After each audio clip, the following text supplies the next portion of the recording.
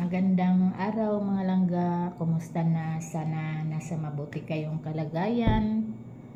So ngayon, may bagyo na naman, kaya kung maaari lang magsilikas na, kasi siyempre hindi mo man talaga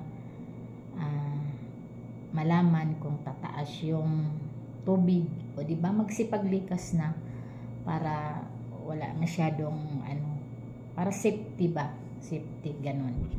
So ngayon meron akong ipapakitang video, dumaan din to sa wall ko, kaya i-compare natin yung nakaraang administrasyon at saka ngayong bagong administrasyon. So ito ipaparinig ko sa inyo. O diba? Ito naman ang picture itong yawa na ito. Nakompleto ko yan first week of August. Nandiyan na lahat yan. Ako mismo ang magsama sa bukid magputol ng kahoy. Ihatid ko sa cash assistance. Ang binibigay natin ngayon, 5,000 para sa mga partially damaged na bahay at 10,000 para sa completely damaged na bahay. Para meron silang magamit para makapagtayo na naman sila ulit ng bahay. And so that is ongoing now. Diba? Noon kay President Duterte, ang binigay niya is 15K bawat families, diba? Tapos may libre ng mga materialis. Ito naman kay BBM, 5,000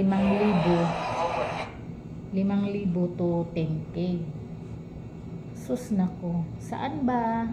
Nako, hindi mo lubos maisip, no?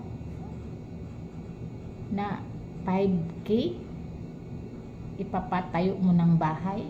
Anong pag-iisip yan, di ba? Tapos yung hindi masyadong sira na bahay, 10K. Anong magagawa dyan? Hindi ko din talaga maintindihan eh. Tapos yung mga dapat sila na ang magpapagawa ng bahay, di ba? Kasi nga wala eh, hirap eh, lalo na yan, walang mga trabaho yan. Sus, naku, pati pagkain niya kailangan pang siyempre alalayan ng mga mga politiko na nagpupunta dyan para namigay ng mga ayuda.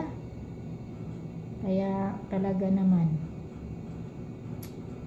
iba talaga si dating Pangulong Duterte. Talagang wala kang masabi, talagang gagawa niya ng paraan, talagang may puso talaga. Ito si BBM, iwan ko sa iyo, mag-resign ka na. Sus nako, wala ka namang magagawa talaga eh. Yung mga salita mo hindi pa maintindihan, wala ka pang sariling hindi ko maintindihan talaga. Kaya kayo na ang humusga, Lods. Reaction video lang to kasi dumaan nga to sa sa wall ko, kaya sabi ko gawan ko nga ng reaction video. Kaya ingat, subscribe mga Lods. O diba? God bless us all. Keep safe everyone.